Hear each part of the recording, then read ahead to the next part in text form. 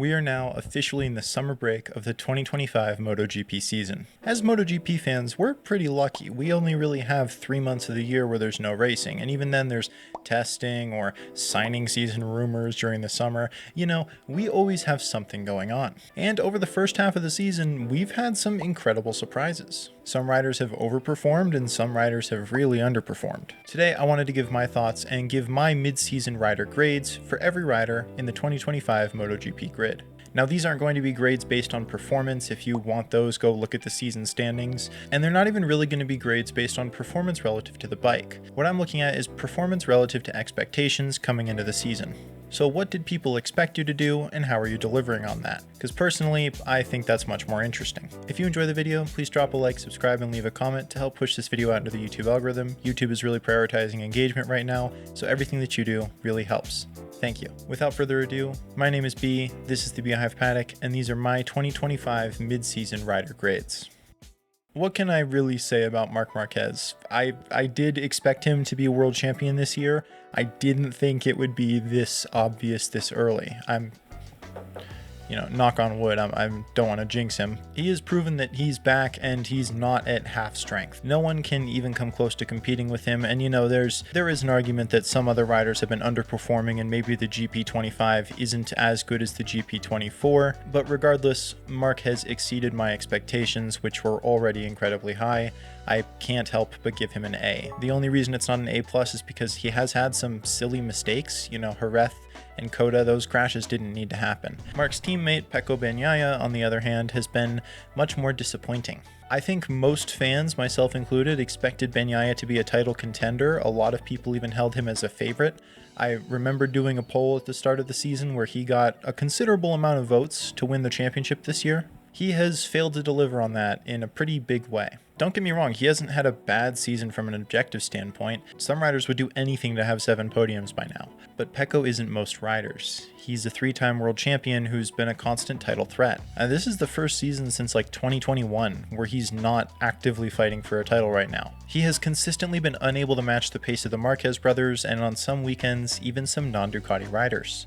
I don't think that he's as off the pace as this season has made him look, and while I hate playing armchair psychologist, there's no doubt that he's a little in his head. Whatever the reason, it's still happening, and the title run that we all expected from Pecco is already long over. I can't really fail a rider who's a consistent podium contender, but it's a D for Pecco. Quite possibly the only rider who's impressed me more than Marc Marquez this year is his younger brother Alex. I predicted a win for Alex this year. I had a lot of faith in him. He's shown consistent improvement over his seasons in the Premier class, but I did not expect this jump from him. He is a bona fide championship contender. I mean, he was for a while. Now he's just the closest one to Marc in the points. He's not really a contender. Alex has had a massively impressive year, securing his first ever MotoGP win in Jerez, 6 P2s, earning himself a brand new nickname, and the only non-Marc Marquez sprint win. But by far the most impressive thing that Alex has done this year is make it so that I now have to clarify which Marquez brother I'm talking about.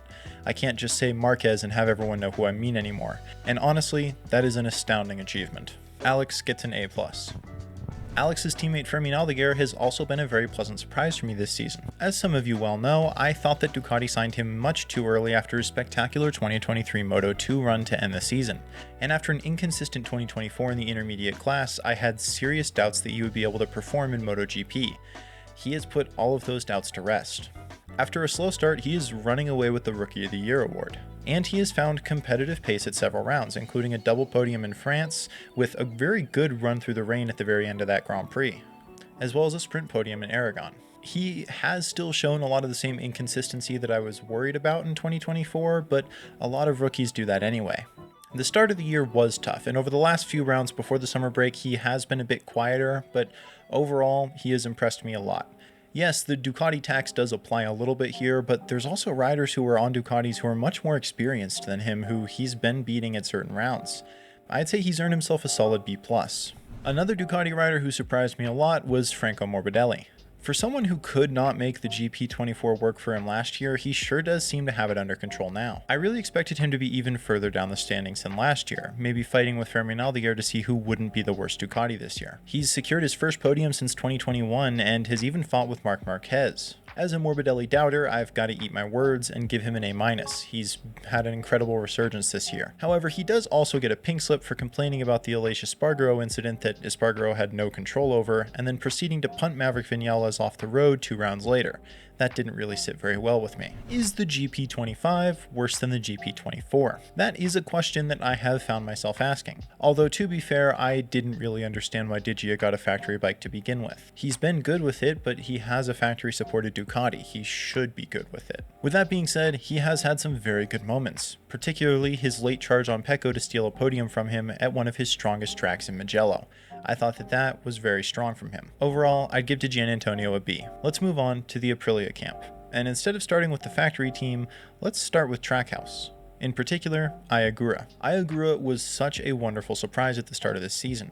Over the first 2 rounds, it really seemed like he was going to be an absolute breakout star. I mean, it felt like he was second in the headlines after the Marquez brothers, and that's a pretty big accomplishment. He had the best debut finish since Marc Marquez himself, and then after that had a great showing in Argentina before a technical infringement led him to a disqualification. He's only found the top 10 about half the time and has missed 2 rounds due to injury. His results have sort of come down to match my preseason expectations, however that early run from him was incredibly shocking. I even overreacted to it. I think I called him a podium threat in my preseason predictions video, which has not aged well. However, that early and exciting run did happen, it did exist, and for that I'll give him a B+. His teammate is a very interesting case. He's sort of flown a little bit under the radar. He's had this story going on in the background that I really haven't heard very many people talking about. He was a sleeper pick for me as a rider who I thought could do decently well this year. He had a great showing in his home sprint last year before crashing out, and then he qualified on the front row in Germany, which was incredibly impressive. I had faith in him this year. Last year, he suffered towards the back half of the season because Aprilia had him switch bikes midway through the year, and I thought that this year he could find some more consistency. Fernandez had an awful start to the season, and reportedly was seeking help from a psychologist to help him figure out what was going on mentally. Well, whatever they worked on, it seems to have worked out. He has consistently improved his results, and over the past few rounds he's been a consistent top 10 contender. In Brno he had by far his best weekend of the year and found his first top 5 of the season. If he can carry this consistency into the second half, it'll be the season that I was hoping he would have, and maybe, just maybe, he'll save his seat in MotoGP. Overall I have to give him a C. He's sort of come up to meet the high expectations that I had, but that early run was a little tough. Okay, the big fish. Jorge Martin. Let's do a quick recap of how the World Champion season has gone so far. He missed 3 rounds due to injury, came back much too early, performed terribly over the course of the weekend, and had one of the scariest crashes I've personally seen live. He then proceeded to fight with his new team that he had done less than 100 laps for in the public eye for months, demanding to leave them, before actually testing the bike, deciding it really wasn't that bad, and then finishing 7th in Brno. How the fuck am I supposed to grade that? Jorge Martin gets a call home for bad behavior. Martin's teammate, on the other hand, has made me feel very vindicated this year. I've been a big proponent of Bez's talent for a while now, and I really think that he has the potential to do great things. The 4th-year rider had a lot of weight on his shoulders this year. Not only was he a factory rider for the first time, but his world champion teammate was out, so he had to be the lead rider for a factory, leading the development on a bike for the first time. This, combined with switching to a new platform, took some adjusting. He had a rough start to the season, consistently being outpaced by the Trackhouse riders. However, he has found his groove recently. He got the first non-Ducati win in the dry at Silverstone this year, even though they were affected by the wind, and at some rounds he has genuinely had the pace to run with Marc Marquez, something that very, very few riders on the grid have been able to say this year. If his current form continues through to the end of the season, he is undoubtedly deserving of an A, but for now, I have to give him a B. That rough start to the season is still a little too fresh in my mind. Fabio Quartararo is an anomaly this year. I don't think that he ever left the upper echelon of MotoGP talent, and on a Ducati, I think he would be the closest thing to a contender that Marc could have this year. However, he's not on a Ducati, and the Yamaha has not been working well for him. In the races, he has suffered from horrible race pace. He can get a good start, but will drop like a stone shortly after. However, over a single lap in qualifying, he's been utterly spectacular. He's taken 4 poles this year and is currently 3rd in the BMW M Awards standings. That is by far the highest non-Ducati, the next highest being Pedro Acosta down in 7th. He has been making the bike work amazingly. How much of his race problems have been the Yamaha? Well, it's tough to say. I know that a string of unfortunate DNFs in France, Great Britain, and Aragon, including that absolutely heartbreaking one out of a 5-second lead in Silverstone due to a botched ride height device, have certainly put a damper on his season. But on the whole, he has consistently been the best Yamaha rider yet again, and has looked like he can actually push that thing to have competitive pace. Even with the poor race pace, he has overcome it. He found a P2 in Spain while genuinely outpacing Bagnaia on a GP25, and his first ever sprint podium came to him in Germany. Overall, I have also felt the conversation around him shift back to him being a top 2 talent on the grid, and there's some people even saying he might not be number 2. I don't know if I agree with that, but it is there. Quartararo gets an A- from me. Oh god, Alex Rins, I feel bad, man. I mean, I wasn't expecting much. He hasn't been great since his injury, and the Yamaha wasn't very bad to begin with, but being outperformed by Jack Miller, a rider who many fans said shouldn't even have a seat this year, it's not a great look for a rider who once showed so much potential. A very painful to give out D- for Alex Rins. Miguel Oliveira is having a terrible season. Yes, he has been out due to injury for a few rounds. However, he has only found points in 3 of the 8 rounds he's raced. This is a rider who was fighting for top 10s and even found a sprint podium last year. Yes, the Yamaha is bad, maybe even the worst bike this season, but with Miller and Quartararo doing so well, even that can't fully save Oliveira. It's a D for me for Oliveira. If he wasn't on a Yamaha, it might be even lower. Jack Miller is a different story. I had accepted that this might be Jack Miller's final season in MotoGP, and he got somewhat lucky that there was a team in need of a lot of development this year, something that he's very much known for, and they happened to have a seat available. But no, despite the DNFs, Miller has genuinely had good pace on the Yamaha, finding some great laps in qualifying and even outperforming Quartararo in some races. He even technically led the French Grand Prix on the road before getting spit off at Recordement. I know that one must have hurt. It was a genuinely very good chance for him to win a Grand Prix. Overall though, he may have saved his career. For a rider who looked like he was on the way out, there's now even rumors of him potentially going to a factory seat. That's an incredible turnaround. However, he has had a tendency to put the bike on the ground, and that's just a little too much for me to give him an A, but a B+ is very much deserved. Marini is a rider who last year I would have doubted really deserved a MotoGP seat. Sadly, now that he has changed my mind, he might actually be out of one.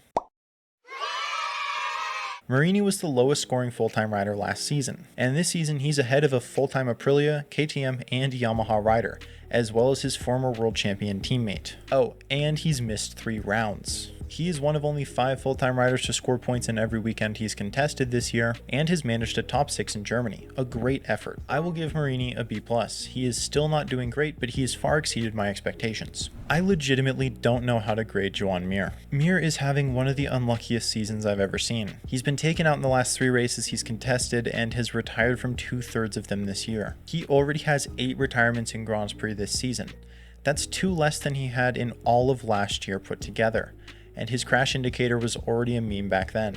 Listen, it is hard to judge him on a Honda, but he did choose to re-sign with them this year. Frankly, when he's kept it on 2 wheels, he's had some great pace, consistently being a top 10 contender, even getting a top 5 qualifying last round, and running top 6 in Brno before his last unfortunate incident. His average finish this year is a 9.25, up from 13.9 last season. That's much more of what I expect from what I think is this highly underrated world champion. Joan Mir gets a gold star for trying. Despite being on a satellite bike, Johann Zarco has consistently been the best Honda yet again this year. His results themselves haven't really been what you would call consistent, but man, has he exceeded expectations in a big way. Consistently in Q2, fighting for podiums at some rounds, and of course, his instant classic win at Le Mans, followed by a P2 at a windy Silverstone the next time out. Was that win a real testament to his racing skill?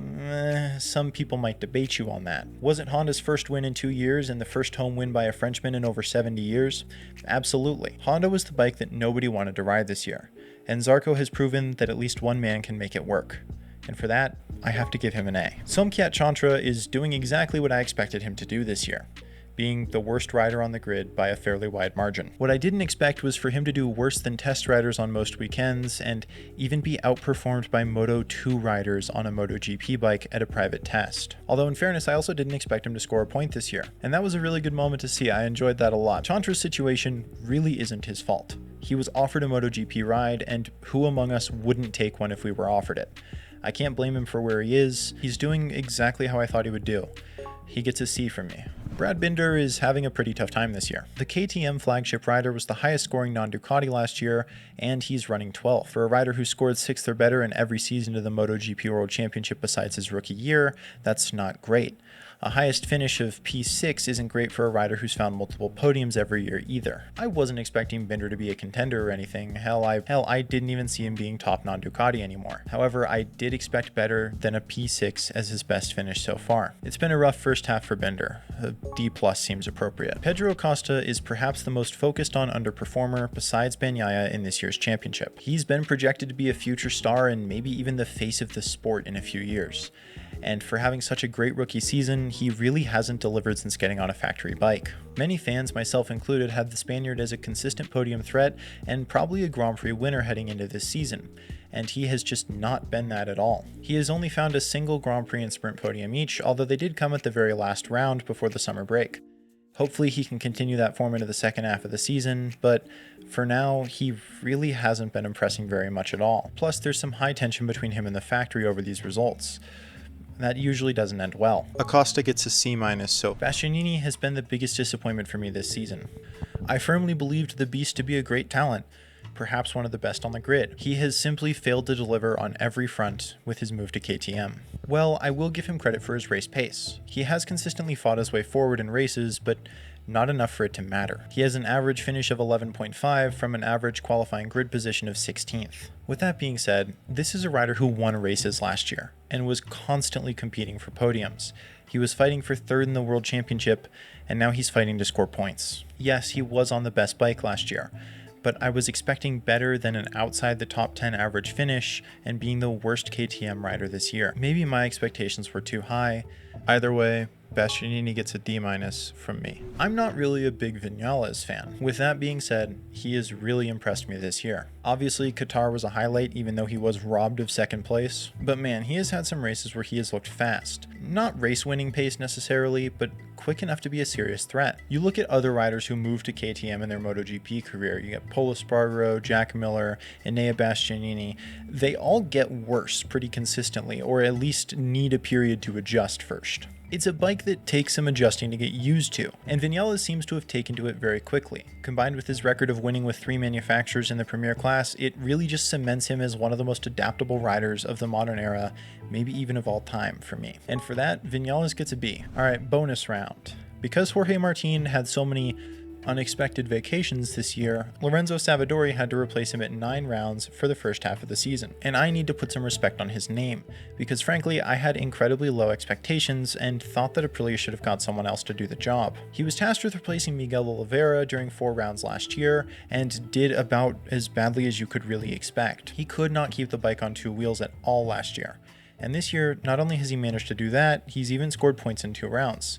Don't get me wrong, he's still a backmarker most of the time, but he has exceeded my very low expectations. And for that, I do need to give him some credit. It was a very respectable replacement ride from Savadori, a B-. Real quick, I want to give some shouts from riders from other classes who've been impressing me. In Moto2, there's been quite a few. It's Joe Roberts' return from injury has been very impressive, capped off with a win at Brno, which is one of his favorite tracks. Denis Onchu finally getting 2 wins. My dad is a huge fan of his, so it's been great to see him get a couple of wins this year. Barry Baltus came out of nowhere to do fantastic. Manu Gonzalez is a rider I didn't have as much faith in as a lot of other people, but he has really proved me wrong this year, being the title leader, which is fantastic. And of course, Diogo Moreira already getting MotoGP offers. Great for him. It would be super cool to see him in MotoGP for the first Brazilian round in ages. In Moto3, the whole rookie class has been fantastic. This might be the best Moto3 rookie class ever. Quiles, Carpe, and then you've got riders like Peroni, Pini, Buchanan, and Moodley, who are having what by any other year would be a great rookie season. Like, they're having objectively good rookie seasons, but because you've got riders like Quiles and Carpe, they're really bringing the curve up. And then of course, Rueda has just been running away with it. He looks absolutely fantastic. In Moto E, it's a lot of the usual suspects. Very disappointed about Oscar Gutierrez being injured. I really thought that he was going to be a championship threat this year. And a huge shout to Andrea Mantovani, a super charismatic rider, and he's leading the championship this year. He's been looking amazing. Also a great shout to Maria Herrera. Her ride in France was absolutely fantastic. And I think that's about it from me. Like I said, this was based on expectations, and my expectations played a big part in that, so I can totally see why you might disagree. Who's impressed you most and disappointed you most this season? Let me know down in the comments below. Thank you very much for watching, and a special thank you to my channel members: MVP2112, Venturian CRO, Sean, Motosapien, B, Jack the World's Fastest Maori, Drew Gibbs, Really Very Bored 1, Schmalutin, Carl Ruppersberg, Troy the Boy, and Money Penny. These are the guys and gals who keep the channel running. If you would like to join them and support the channel in the best way possible, please click the join button down below. And to everyone, thank you very much and have a fantastic day.